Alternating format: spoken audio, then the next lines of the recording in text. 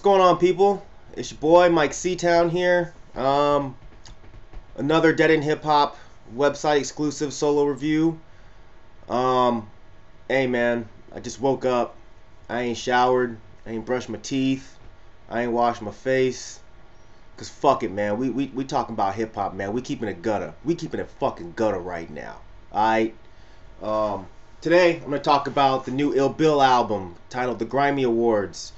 I've been a huge fan of Ill Bill since the early 2000s, man, when I first picked up The Future Is Now by Nonfiction. I found it at a thrift store for like $3. I bought it off the strength of the album cover, man. It looked like an old school thrash album. Yeah, ever since I've been a huge Ill Bill fan. I like Sabak and Gore-Tex, of course, but something about Ill Bill's rhyme scheme and his flow that just grabbed me. And ever since, I've picked up every release that he's dropped. You know, What's Wrong with Bill, The Hour Reprisal, everything. So when I heard he was dropping something new, as usual, I get pretty stoked. You know, after a while listening to Ill Bill, you kind of learn to expect what he's gonna do with his albums. But you know, with this one, I think I was thrown a slight curveball. Ill Bill is easily thrown into the boom bap category because he definitely sticks with that mid '90s dirty kind of hip hop sound. His style's not for everyone. He's abrasive. He's dirty. He's raw. You know, you're gonna hear about violence. You're gonna hear about drugs. You know, you're gonna hear women be degraded. But that's Ill Bill, man. And sometimes that's fucking life. I think on the song Truth, he describes his style perfectly, man. That grimy, illmatical boom bap, mathematical goon rap. That's Ill Bill. You know, that's Ill Bill to a fucking T. But the thing I've always loved about Ill Bill is even though he shows you the dark underbelly side of society, he still throws in some messages in there. He still throws in some songs that you wouldn't expect from your average goon rapper. His other albums, they've always sounded to me like a boom bap album brought more into modern times. You know, he mixes the old school boom bap sound with kind of gangster rap sensibilities, as well as like sometimes weird gore lyrics that you might find on like a Cannibal Corpse album or a Deeds of Flesh album or something. It seems this time he wanted to make a more 90s era boom bap album, not so much with the modern pieces thrown in there. You know, and that's really evident by the producers he got for this album. You have Psycho Les, you know, from Beatnuts. You have Large Professor. You have Pete Rock. You have Premier. I believe there's a track from Muggs on this. But he definitely makes this album a lot more interesting than your average golden era boom bap album. You know, you're not going to put this on and just hear dudes just spitting about random shit. Like, Ill Bill is still making subject matter style songs over that type of boom bap era production.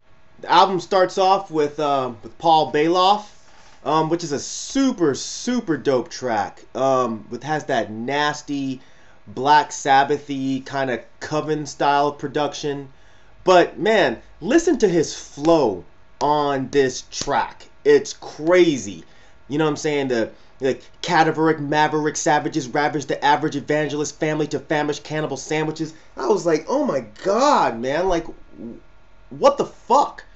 Like, Ill Bill gets busy on the microphone. Some other standout tracks was definitely Truth, produced by the one and only Pete Rock. He has that classic Nonfiction era flow that I love. I really enjoyed the track Exploding Octopus. Kind of like Anatomy of a School Shooting. You know, Ill Bill once again is putting himself into the mind of people who are only looked at as complete deviants or maniacs. And he's kind of laying down kind of the reasons why they do the things they do. This track, he's talking about Ted Kaczynski, otherwise known as the Unabomber. who I'm sure you guys know had a real major issue with modern technology, and his idea was to eradicate modern technology the only way he knew how, which was bombing certain places. I won't get too deep into that, but I think it's really cool that somebody is talking about things like this. It's always been my opinion that not every person that's crazy that has these kinds of outbursts just does them for nothing. Some of these guys have a method to their madness, and I think that Ill Bill is doing a great job telling you guys that. Acid Reflux was another dope track with some great large pro production, and that classic Gravediggers sample. Possessed by homicide is what I am, obsessed. Great shit, man. 40 Deuce Hebrew. Um,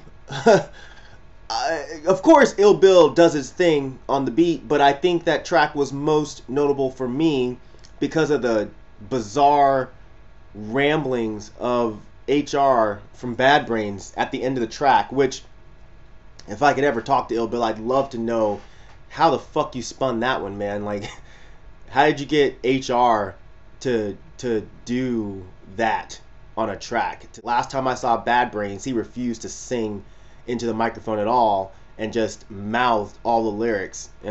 Dude's a fucking whack job, man, but it's dope as shit. Ill Bill has him on a track. And of course, I gotta talk about Severed Heads Estate, man. Fuck. I believe that was the second track I heard from this album.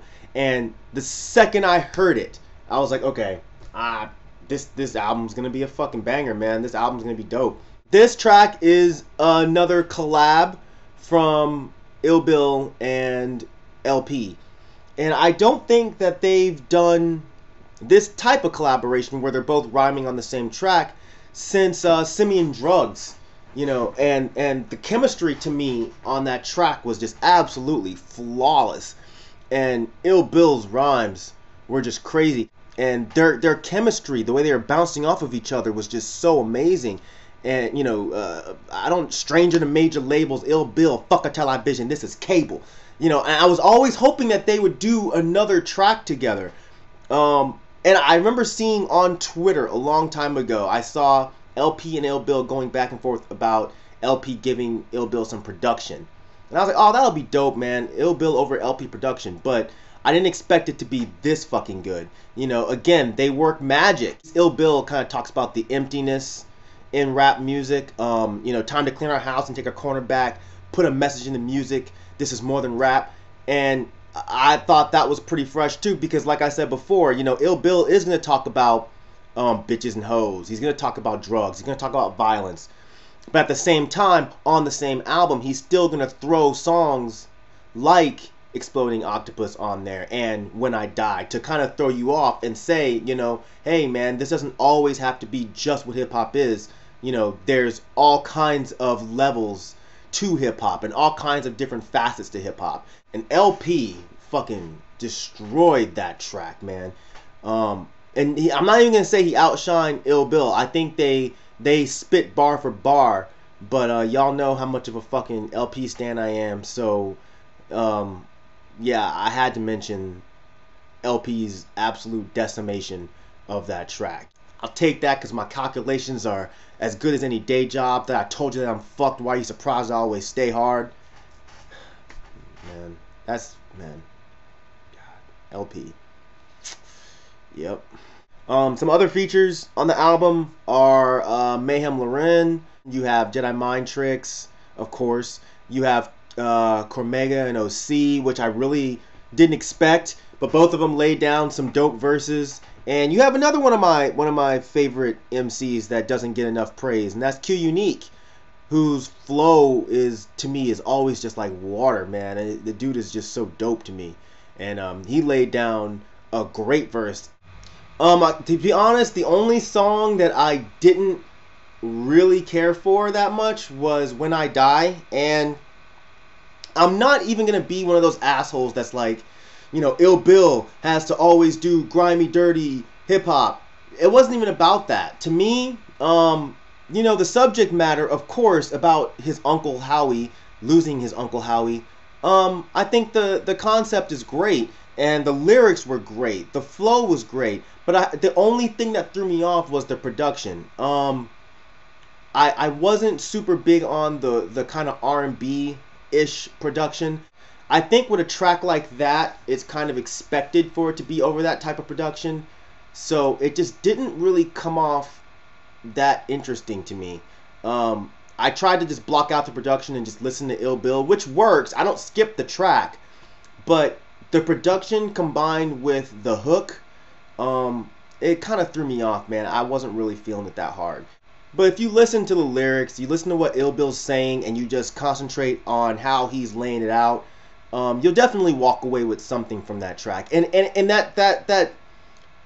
that being bothered by the production thing, that could just be me. You know, that could be that song that everybody gravitates to. I don't know, because I haven't really read any reviews on this record yet.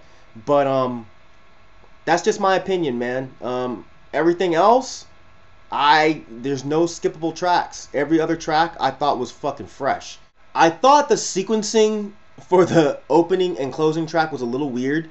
Again, this could just be a me thing, but I thought Paul Bailoff being the opening track was just kind of odd because it wasn't really a hard-hitting banger.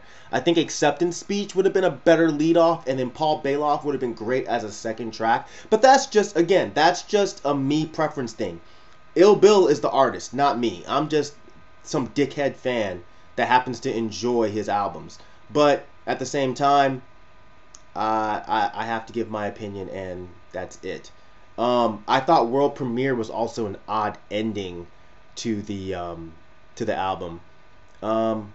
I don't know, it didn't really close it off for me that well. It's a dope track, again, primo production, and Ill Bill talking about the impact of Gang Starr I think is great. But again, it just wasn't really an album closer for me. It would have fit better as something that was maybe towards the middle. But those are really small gripes if you think about it. You know what I'm saying? I'm telling you that every track on this shit is fresh. But the only issues I'm giving you are the production on one track and the sequencing on two. You know, I don't know, man. That's like saying I got a really badass chick. She's fine as hell, but she has really fucking ugly pinky toes, man. Put some socks on her. You know what I mean? Overall, the packaging is great. Every other element of this album is great. There's a few very small missteps, but they don't take away from the album. But I'd be remiss to not at least say something about them. So yeah, overall, Ill Bill, the Grimy Awards, I think he definitely did his thing with this album. I think if he really was going for a mid-90s boom bap sounding album, he definitely succeeded. I think that this will definitely appeal to many Ill Bill fans as long as you're not so close-minded that you expect Ill Bill to only do one formula for his entire fucking career. If you're just in the mood for that kind of old school 90s golden era style sound with some added flair to it, with an MC that's not your average golden era sounding MC, I think you should definitely take a shot on this record. I don't think you'll be disappointed. Yeah, that's pretty much it, man. Make sure you stay tuned and check us out next week for BZ next review. And yeah, thanks for watching. Shout out to Ill Bill. And that's it. Later.